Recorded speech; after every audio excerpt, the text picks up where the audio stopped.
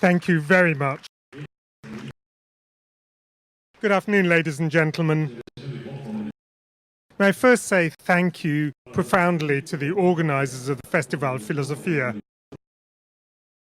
for doing me the great honour of inviting me. I apologise that I shall be speaking to you in English. It's a matter of great regret to me that I should be part of such a wonderful public occasion without being able to participate fully for linguistic reasons. I can't help observing that this is a wonderful environment for philosophy.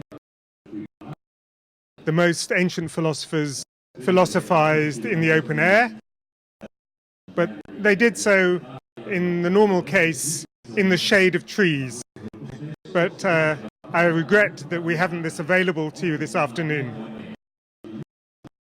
But I would like to say one thing, which is that it seems to me it could not be more appropriate for my theme than that we find ourselves between the cathedral and the city hall. Philosophy is between the church and the state, as always. And now,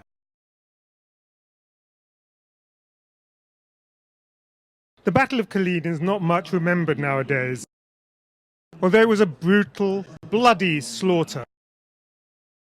It was fought between Prussia and Austria on the 18th of June 1757 as part of Frederick the Great of Prussia's long campaign to unify his own territories at the Austrians' expense. This time, however, he found the Austrians well prepared and led. His army was outnumbered, and 14,000 of his 32,000 men lost their lives. At the height of the fighting, Frederick is supposed to have screamed at his troops, "You scum! Do you want to live forever?" The story became notorious around the German-speaking world.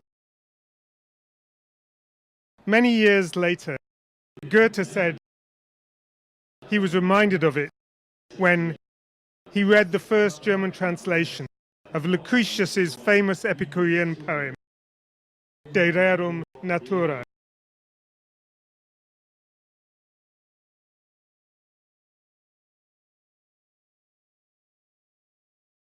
The association was to the point.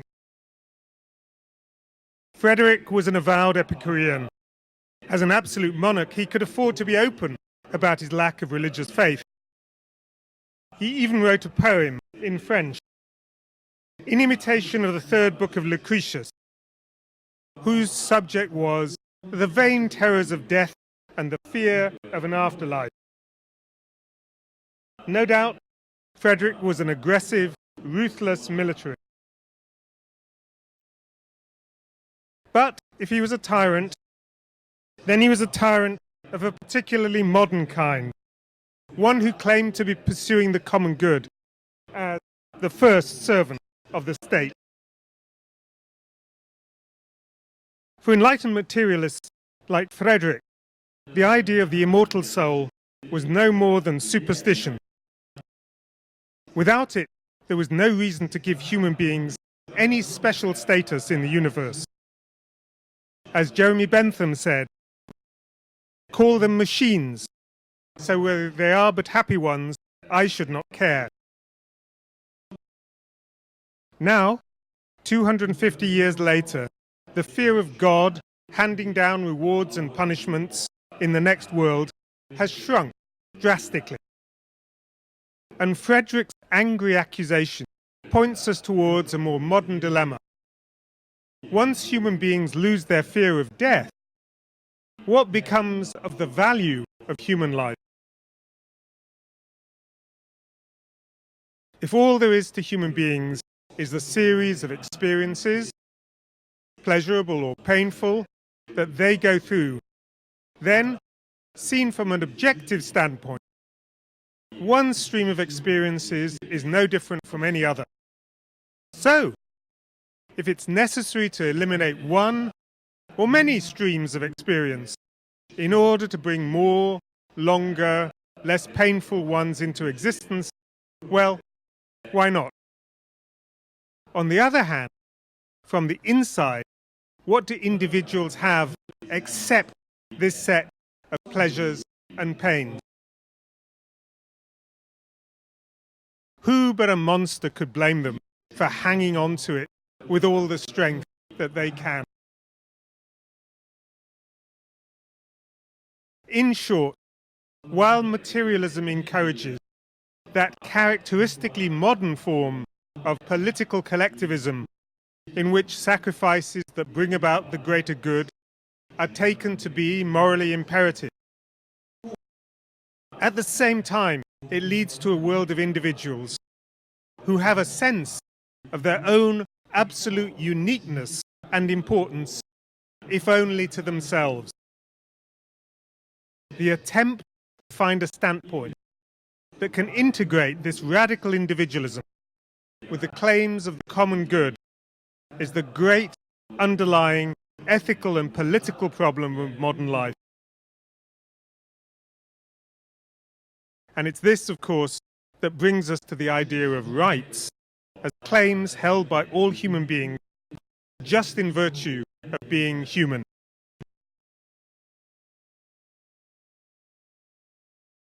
But what reason is there to think that these strange things called rights exist? And what lets us recognize them in enough detail to determine how far they extend?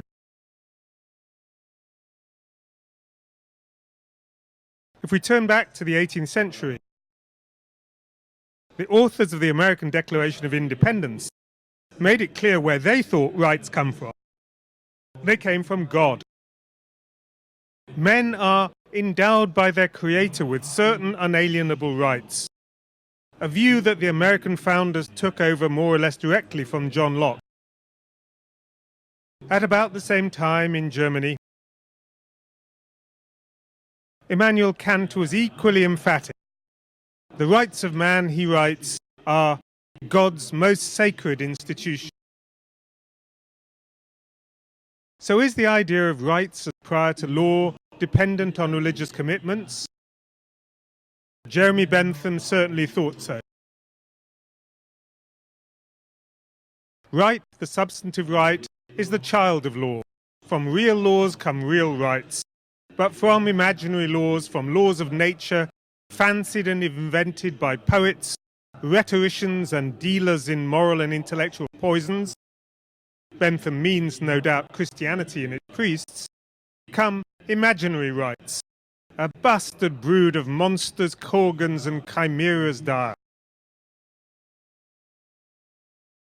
And what happens when those religious commitments are no longer shared across and between communities? One reply, Richard Rorty was one of its best-known defenders, is to say that, although rights don't any longer have foundations in religion, they don't need them. Morality is just about the ways that people judge and respond to various situations. Rights theory is the name of one kind of response. To say that you believe in rights is no more than a substantive way of expressing the fact that you're convinced that there are things that ought not to be done to people, even in pursuit of a good end. There's no need to think that rights are some spooky kind of entity hovering behind the ways that people think and behave. Ascribing rights to people is, to borrow a phrase from Rorty, just the way we do things around here. There is a very important difficulty with this subjectivist position. When ruthless utilitarian aggregators defend their view, they can justify it by pointing to the way that it leads to something that is evidently good being advanced, happiness, or something bad being avoided, suffering.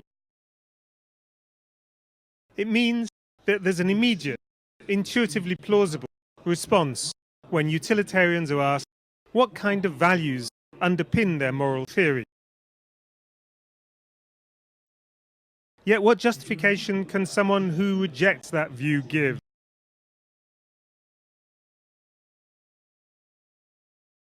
What is it about the individual whose life would otherwise be sacrificed for the collective good that makes that sacrifice wrong? To say that he or she has a right not to be put to death in order to save others is just to put a name to the problem. We also need a satisfying reason why, something about the victim that explains why they have a value that overrides instrumental calculations about the greatest good. It's at this point that religious-sounding vocabulary tends to slip back in. Rawls, for example, talks about people having an inviolability based on justice, although he does not explain just what inviolability might amount to. And this is why the idea of dignity is so frequently invoked, especially at the beginning of treaties and constitutions, when lawyers reach for their most uplifting vocabulary. Dignity, it is supposed, is something all human beings have in common, that gives a foundation to their claims to human rights. The first sentence of the Universal Declaration of Human Rights reads, "All human beings are born free and equal in dignity and rights." While Article 1 of the German Basic Law states, human dignity is inviolable. To respect and protect it is the first duty of all state power. The German people therefore acknowledge inviolable and inalienable human rights as the basis of every community of peace and of justice in the world. But is dignity really helpful? If dignity is a transcendental inner kernel imparted to human beings at birth, or perhaps conception, it looks suspiciously as if it is just the religious doctrine of the soul, rebranded, a matter of faith, not discovery. Less obviously, if our dignity is something that we have just by being human, and that we cannot lose however we're treated, why should it need protecting? What could threaten it? And without an answer to that question, what route would there be from dignity to the human rights that are said to be derived from it? So, ubiquitous though it is in modern political and legal discourse, the idea of dignity is treated with suspicion by very many contemporary philosophers. Why should that be so? In the remainder of this talk, let me explain the objection. First, dignity is humbug.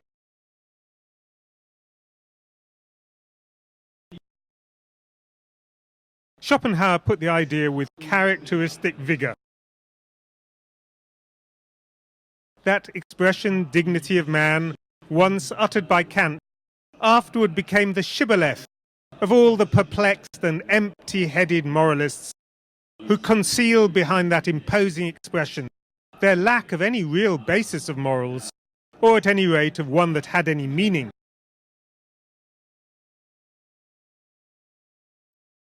They cunningly counted on the fact that their readers would be glad to see themselves invested with such a dignity, and would accordingly be quite satisfied with it. A shibboleth is a kind of tribal password. Schopenhauer's objection to dignity, however, it is a deceptive facade. Although the word dignity carries associations of grandeur and elevated status, where we would expect a substantial structure, the foundation for morality, there is, in fact, an empty space. The impressiveness of the facade diverts our attention from the vacuum behind it.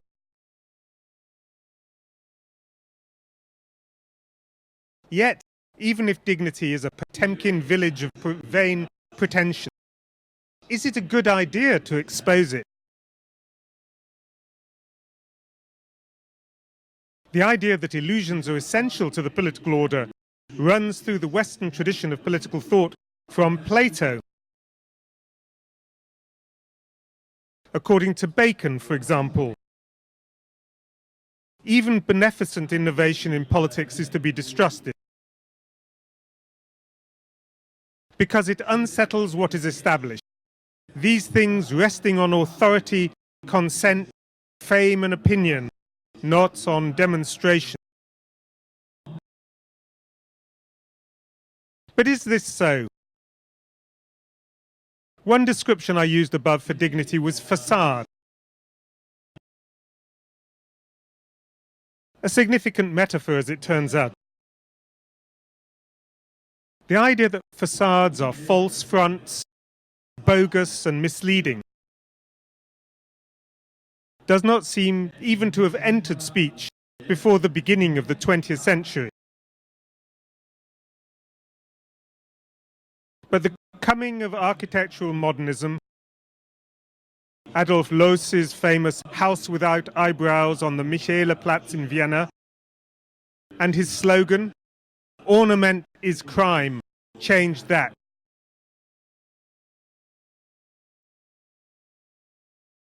The force of the modernist revolt against facades was undoubtedly amplified by the First World War. The image of a thrusting modern capitalist society, concealed within buildings whose exteriors were presented within the static vocabulary of a nostalgic classicism, parallels all too closely an industrialized war in which mass slaughter was carried on alongside the dignified flummery of emperors, hussars, and gallant courtly ritual. Not only is the idea of philosophers as epistemic elitists, keeping unpleasant truths from the lower orders, a morally repellent form of arrogance, but it also seems that cynically sustaining illusory facades of dignity actually increases the destructiveness of the forces behind them.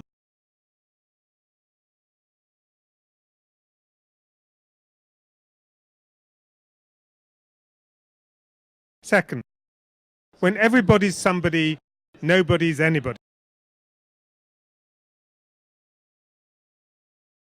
Let me return now to Schopenhauer's suggestion. What gives dignity its imposing or impressive appearance? Earlier, I used the phrase grandeur or elevated status. It wasn't accidental.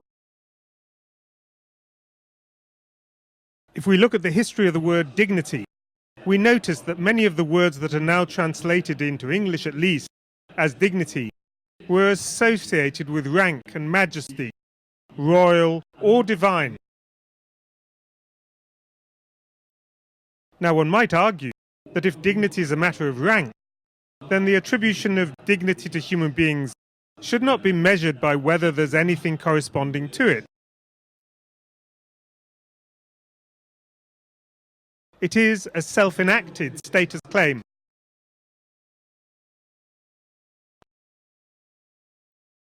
Statuses are not God-given facts, but agreed social conventions. It's sufficient that that status claim should be commonly accepted for it to be valid.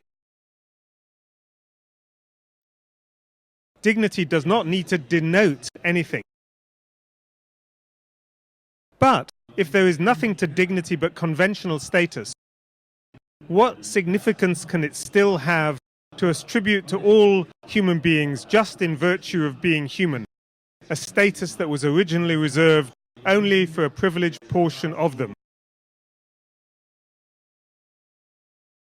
As the Grand Inquisitor says in Gilbert and Sullivan's wonderful comic opera, The Gondoliers, when everybody's somebody, then no one's anybody. But of course, in the case of Schopenhauer's quotation, something more is being indicated. The idea is that dignity offers a foundation, drawn from Kant, for that complex of humanitarian ideas about equality and human rights that Nietzsche thought the 19th century needed to conceal its own ugly reality from itself. Let me call this idea the idea of dignity as an inner transcendental kernel, which leads to a third charge against dignity. There is no transcendental inner kernel. What does Kant mean by dignity? For Kant, dignity is the name of a kind of value. All values fall into two classes, he says in the groundwork. In the kingdom of ends, everything has either a price or a dignity. While whatever has a price can be replaced by an equivalent, what is raised above all price and admits of no equivalent has a dignity. Only one thing has dignity, however, says Kant. Morality and humanity, insofar as it is capable of morality, is that which alone has dignity. This, then, is our inner transcendental kernel. The epistemological and metaphysical difficulties in the way of establishing the existence of such an inner transcendental kernel have made it a matter of philosophical controversy.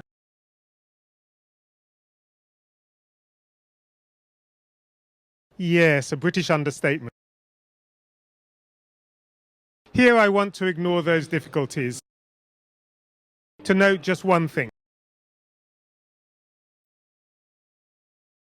Even if we concede the existence of an inner transcendental kernel, it is not clear what follows from that regarding the way in which individuals should be treated or should behave. For the inner transcendental kernel fails to guide our conduct. Consider. Dignity is something that inheres in me in virtue of my personhood. While it is possible to reason instrumentally about those things that have a price, my dignity can't be increased or diminished however I am treated. Indeed, according to Kant, dignity inheres in my person, not my physical body. It can't even be destroyed by the loss of my life. So what possible guidance could my possession of dignity give to moral decision-making?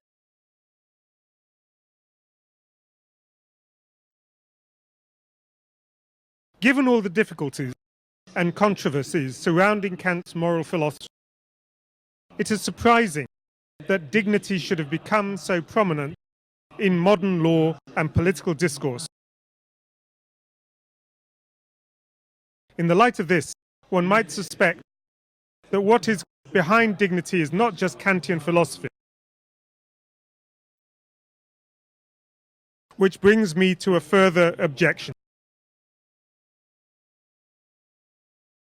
Dignity is a Trojan horse for religiously inspired attacks on equality. The history of dignity and the history of Western Christianity are bound up with one another.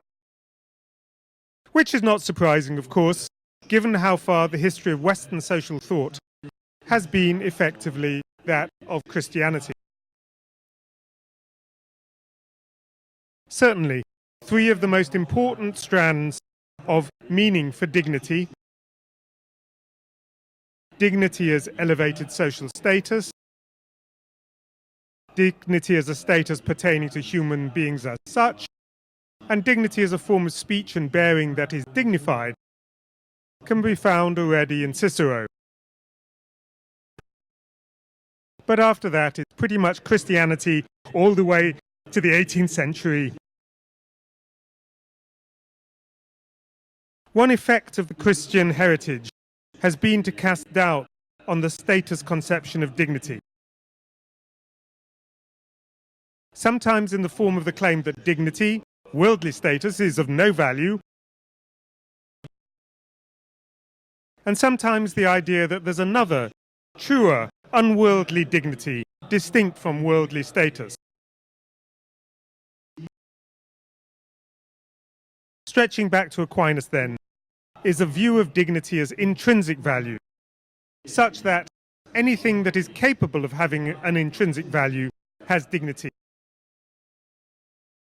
For Kant, too, as we've seen, dignity is a matter of intrinsic value, but it is found only in morality and humanity as insofar as it is capable of morality.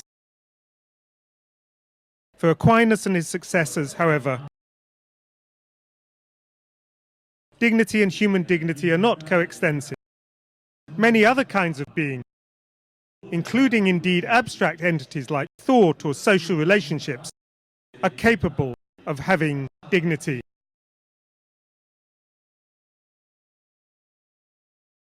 In the 19th century, particularly under Pope Leo XIII, this Catholic dignity discourse became of very great significance. For Leo, the idea of dignity was part of the view of the world that vindicated hierarchy in church, society, and family. Where hierarchy is appropriate, subordination is not a violation of dignity. The woman, because she is flesh of his flesh and bone of his bone, must be subject to her husband and obey him. Not indeed as a servant, but as a companion, so that her obedience shall be wanting in neither honor nor dignity. Like Kant, the 19th century Catholic view was that human beings have dignity in the sense of an inner, transcendental kernel of intrinsic value. But, unlike Kant, this was a characteristic that was not unique to human beings, held in isolation, but came to them from their place in a divinely ordained hierarchy.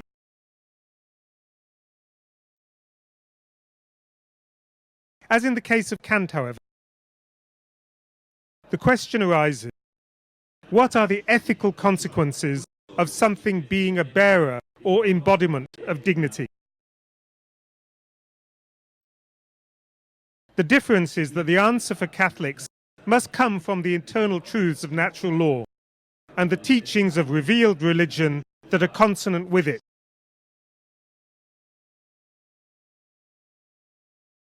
For Leo XIII, as for his predecessor Pius IX and successor Pius X, it was clear that the central message of Catholic social teaching is the need for a properly ordered and respectful hierarchy in society. Something that quite explicitly counters the democratic tendencies of the French Revolution with its principles of popular sovereignty and equal rights.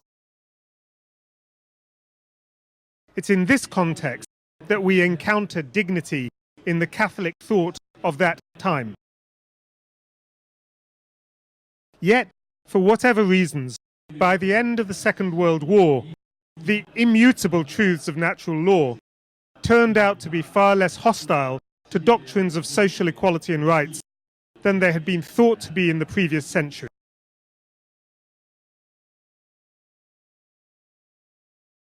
It's in this light that we can appreciate the appearance of dignity in the very important human rights documents that appeared in the 5 years after the end of the conflict.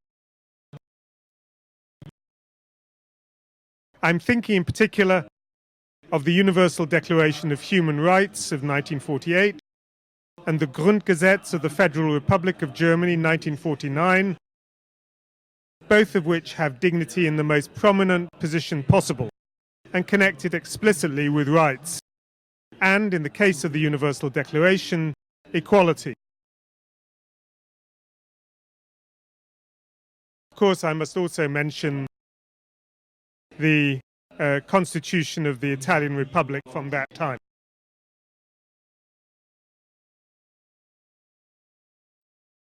You might think that the first article of the Universal Declaration,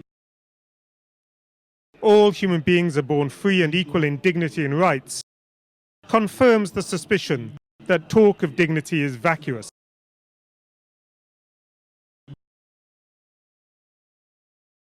What would be lost if one were just to say, all human beings are born free and equal in rights?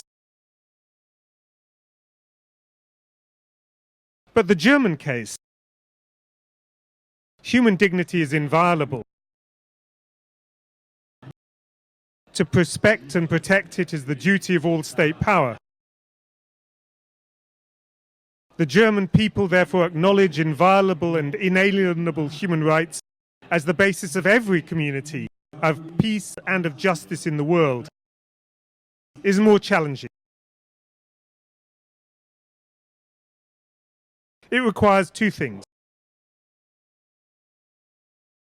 First, an account of how human dignity is to be protected from violation. And second, an explanation of how it is to be connected with inviolable and inalienable human rights. We're returned, are we not, to the Kantian problem. But perhaps this is not such a great problem.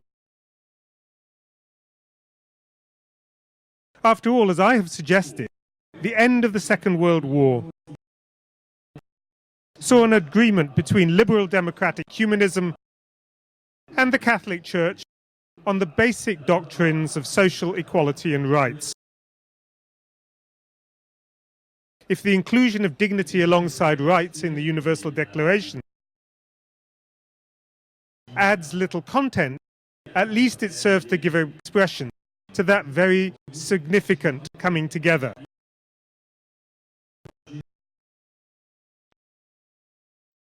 Surely, tolerating a little bit of humbug is a small price to pay for something so important. Yet this would be, I think, over-optimistic. First of all, the adoption of dignity, whether inspired by Kantianism or Catholicism, still leaves the question, what follows as a matter of practical, ethical decision-making? And here it is clear there is both agreement and disagreement between liberal democratic humanism and Catholicism. While post-war Catholics have, with exceptions of course, been prepared to endorse principles of democracy and equal rights, the differences between Catholicism and liberal humanism on questions of bioethics are very stark. Which leads me to another objection to dignity. Dignity is an attack on autonomy. In 2003, Professor Ruth Macklin published an editorial in the British Medical Journal, headlined, "Dignity is a useless concept. It means no more than respect for persons or their autonomy." According to Macklin, dignity has no positive role to play. Appeals to dignity are either vague restatements of other, more precise notions, or more slogans that add nothing to the understanding of the topic. Macklin's dismissal of dignity has been echoed by a number of other authors, notably the famous Harvard linguist and psychologist Steven Pinker, whose article, "The Stupidity of Dignity," echoes Macklin's charge.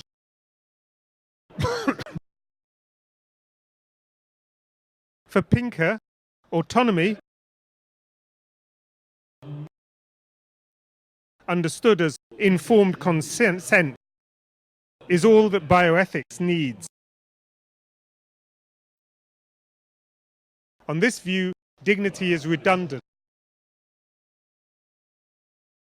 mere window dressing for a more fundamental idea. But is dignity simply a more elaborate way of saying autonomy? The question is made more complicated by the presence in the background of Kant.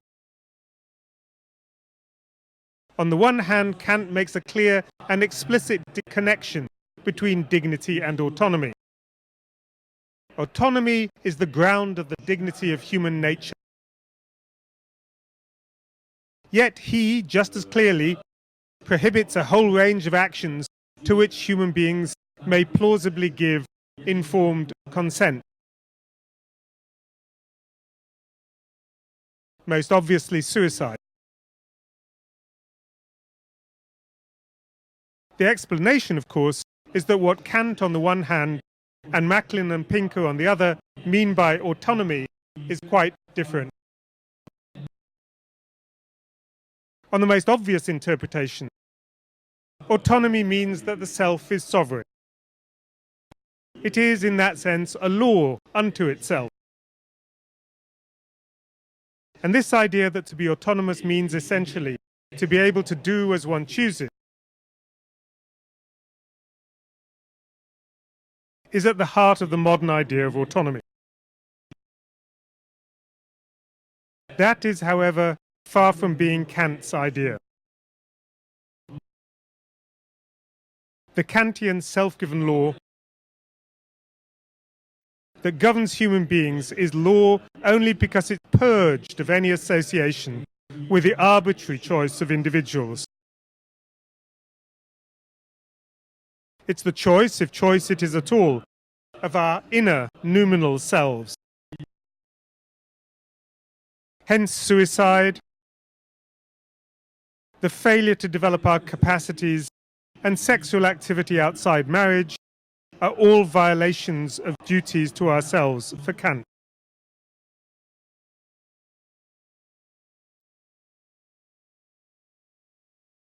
The modern conception of autonomy that centers on the sovereign choice of the individual does not have to deny the existence of duties to oneself.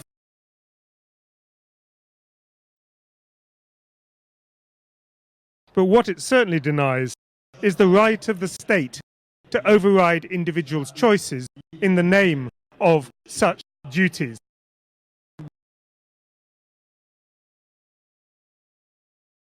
Yet this autonomy-friendly conception of duty, conception of dignity, is not the only one to be found in modern jurisprudence. The clearest example to the contrary is the well-known case of Monsieur Manuel Wackenheim, the French dwarf who was prohibited on grounds of the violation of dignity from participating in a dwarf-tossing contest.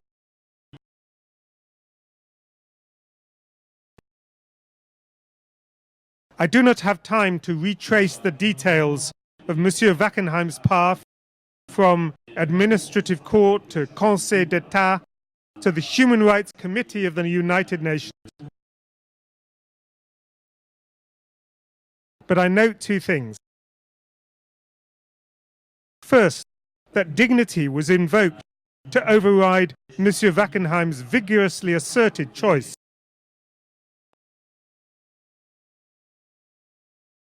And second, that the presence of dignity in a central position in the preamble to the International Covenant on Civil and Political Rights notwithstanding, Monsieur Wackenheim's own claim that the ban on dwarf tossing actually violated his dignity was not given weight. It seems then that, so far from protecting individuals' autonomy, dignity in this case at least was being used by the courts to override it on the following schema. First, dwarf tossing is undignified. Therefore, 2, dwarf tossing violates the dignity of those who participate in it. However, 3, dignity is inviolable. So, 4, the fact that dwarf tossing is an activity that has been freely chosen by the participants is not sufficient reason to permit it. And this brings me to the final objection to dignity that I'll consider in this presentation. Dignity is used by courts as a license to illegitimately overrule democratic authority.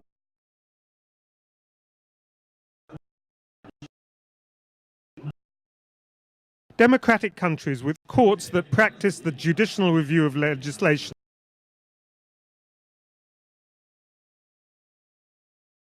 face what is commonly called the counter-majoritarian difficulty.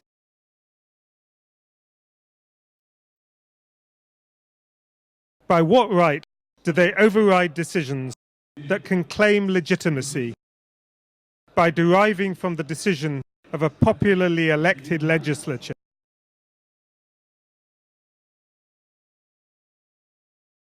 If that objection is to be met, it is because the courts represent the means by which the rights of individuals can be protected from the potential tyranny of the majority.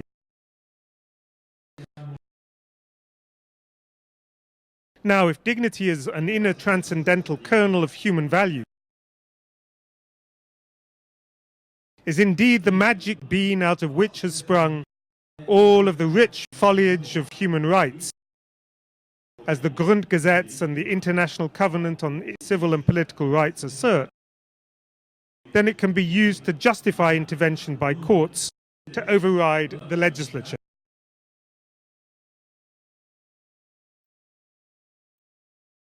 On the other hand, if the claim that there is a path from the inner transcendental kernel to specific rights is unsustainable, then it would appear that courts are operating freelance and that their decisions, rhetorically framed in the grandiloquent language about dignity as they may be, lack basic moral legitimacy.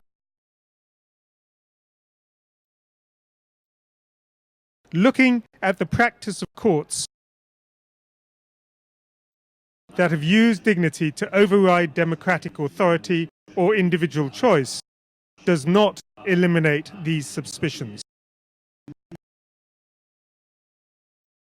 The case of Monsieur Wackenheim is plainly a case where the requirement of being dignified is taken to have the force of dignity in the sense of an inner transcendental kernel, something that may indeed must be defended with the authority of the state, irrespective of the will of the individual concerned.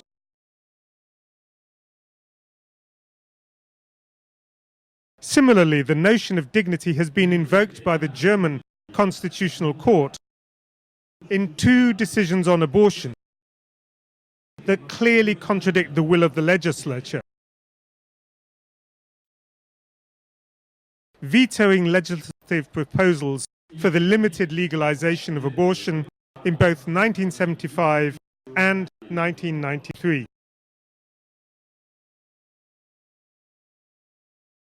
Of course, abortion is a moral issue on which societies divide fundamentally.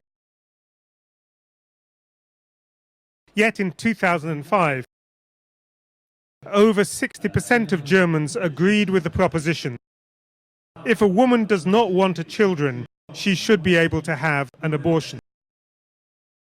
That the notion of dignity should have been used in this way by the courts to override the moral judgment of this substantial majority, as expressed through their legislative representatives, ought to be extremely troubling to Democrats. Nor is it just the places where dignity has been appealed to by courts in support of their decisions that are of concern. Looking at the jurisprudence of the German Verfassungsgericht, it is noteworthy too that the courts have conspicuously failed to intervene in the name of dignity in what might have been thought to be obvious cases of attacks on individuals' basic rights. For instance, in the so-called Abhörurteil of 1970, the court refused to intervene to control extensive surveillance by the state of citizens' private communications on the grounds that this could not be a violation of dignity, since it could not amount to behavior that expressed contempt for the value that the human being has in virtue of being a person. And I share with you a picture of the judge, Fabian von Schlabrendorf, who wrote the minority opinion opposing this decision. Von Schlabrendorf is a great hero of mine, but I don't have time to talk to you about him this afternoon. But I encourage you to use your phone to find out a little more about him.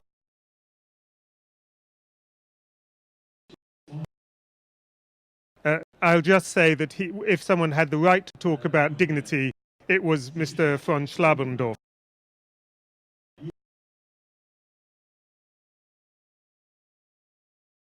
So in conclusion, would we be better off without dignity? This, I think, is a misplaced question. Dignity is deeply entrenched in moral, political, and legal discourse. It is not going anywhere anytime soon.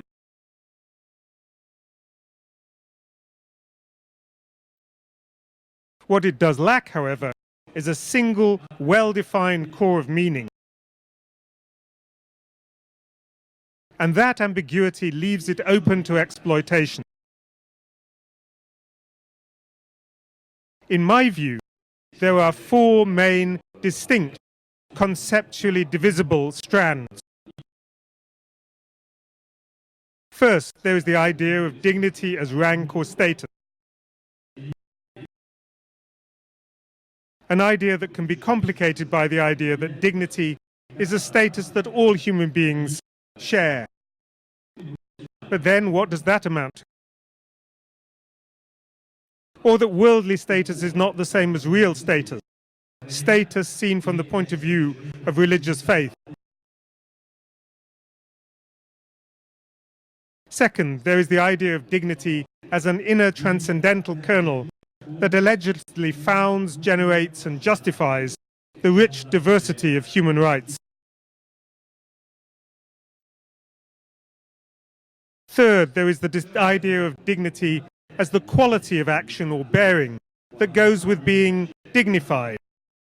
A valuable quality, no doubt, but not something that all human beings have inalienably in common.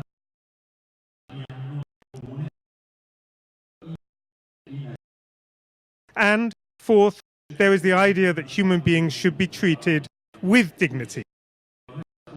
that it is important that the state does not just act in ways that are consonant with their welfare and allows them to exercise rational control over their own destinies, but that it also acts in ways that express respect for them as human beings. While we could not and should not get rid of dignity from public discourse entirely,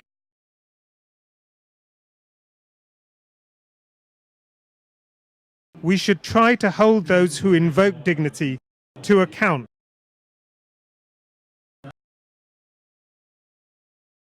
By requiring them at the least to specify the sense in which they are doing so. Perhaps then they'll be in a better position to resist the use of dignity